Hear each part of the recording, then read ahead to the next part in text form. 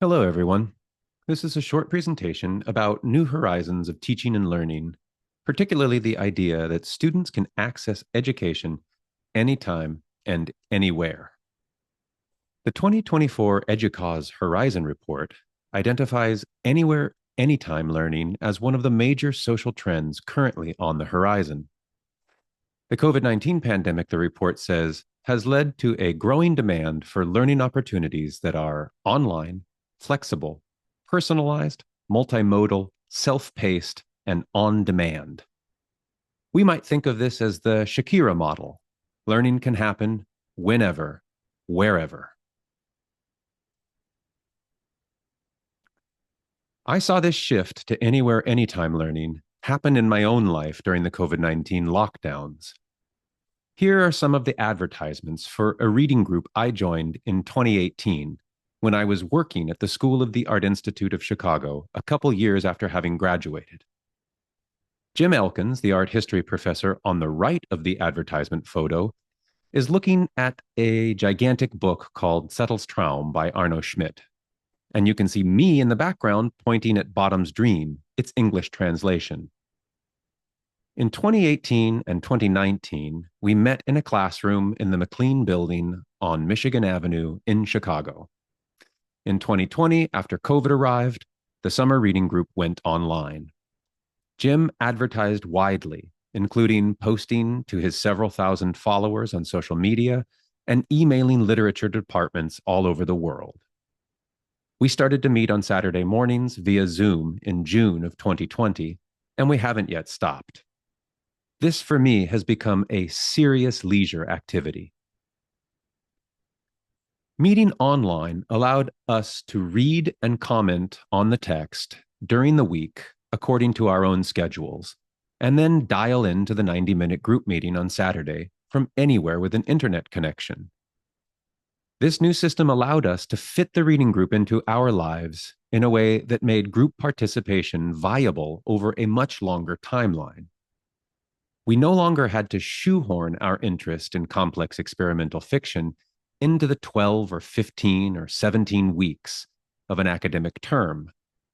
Instead, as you can see from this timeline, we spent 10 months reading Finnegan's Wake, and we've now spent about 3.5 years reading Bottom's Dream, meeting pretty much every Saturday.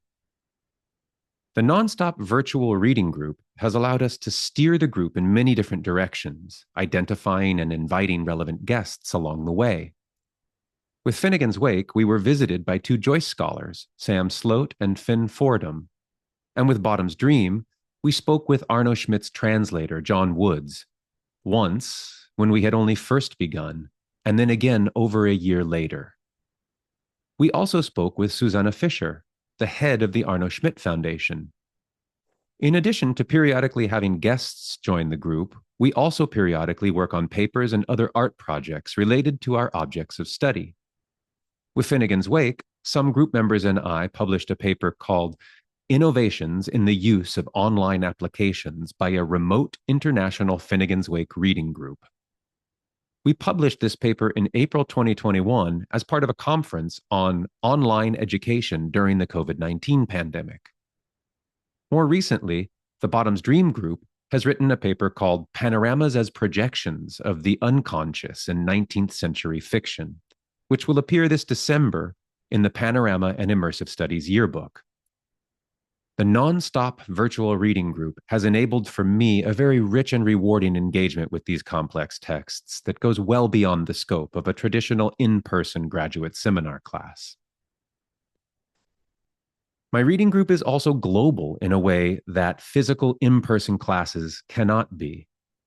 We have members that dial into our Saturday Zoom from all over the world: Los Angeles, Chicago, Germany, Turkey, India, and Japan. For me in Los Angeles, the reading group goes from 8 a.m. to 9:30. But for our group member in Japan, it's in the middle of the night. In fact, in 2022, New Year's Eve fell on a Saturday. So our group met to discuss Bottom's Dream, and it was already the new year in Japan. This highlights the remarkable nature of connecting in virtual space from all across the world. Our group is connected internationally in a way that is unique in my life.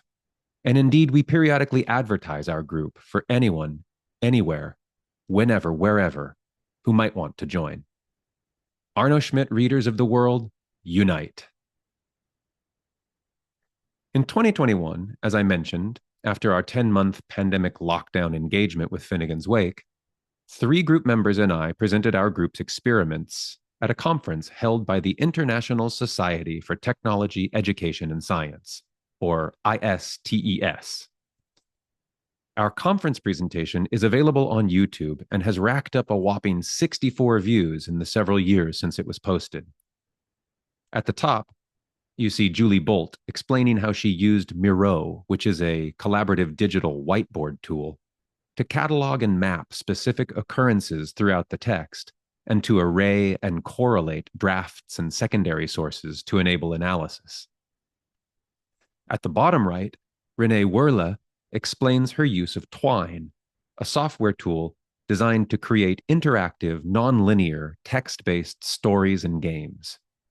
Renee used Twine to analyze the complex syntax of certain passages. She highlighted how students can use Twine to translate their interpretation of a complex text into both computer codes and visual representations.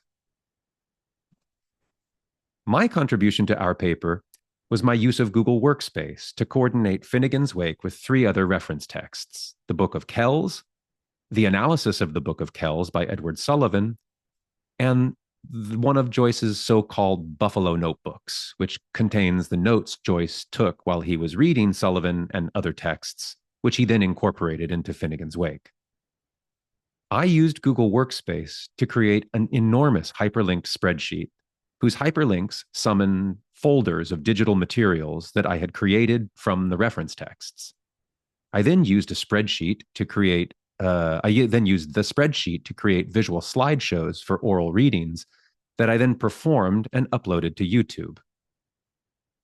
In my part of the presentation, I quoted the philosopher Bruno Latour, who said that domains which are far apart become literally inches apart.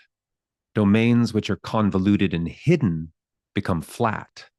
Thousands of occurrences can be looked at synoptically.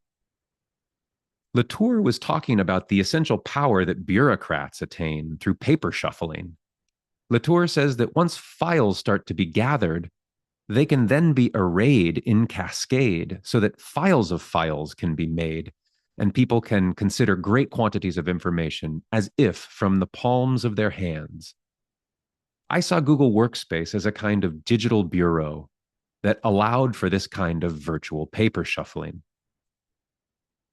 After Finnegan's Wake, we began to read Bottom's Dream, and my colleague Julie Bolt continued to digitally array relevant information alongside our main text to enable synoptic viewing and reading. In this case, Julie placed Arno Schmidt's note cards into the margins of the book. Schmidt used an estimated 60,000 note cards, organized in wooden boxes, in order to write Bottom's Dream, his magnum opus. Julie created a large PDF that we then put into the software Perusall, which is where our group collectively annotates the readings. And it opened up a whole new way of reading and of understanding Schmidt's process of composition.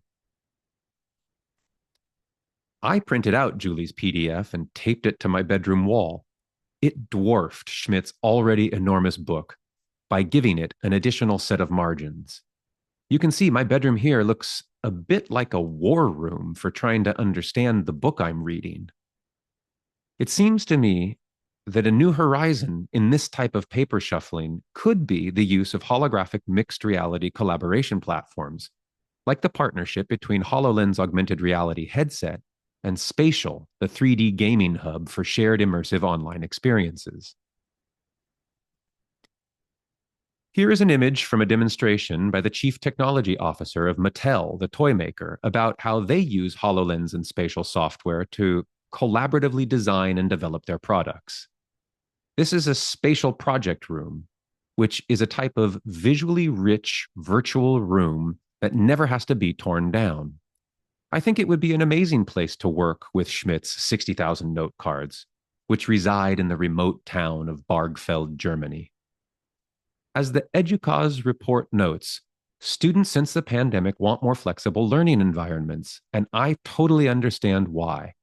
I've now spent more time reading Bottom's Dream in my online group than I spent on my art history master's degree when I was in Chicago.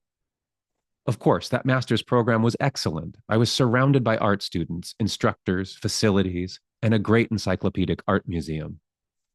On the other hand, it's hard to imagine how I could have conducted so much of my research on experimental fiction but for the technologically enabled, COVID accelerated virtual environment that allowed me the flexibility to rejoin my erstwhile reading group online. Holographic mixed reality project rooms look to me like a new horizon, and I would love to get my eyes in a headset soon to explore the possibilities. Thanks very much for watching. Take care.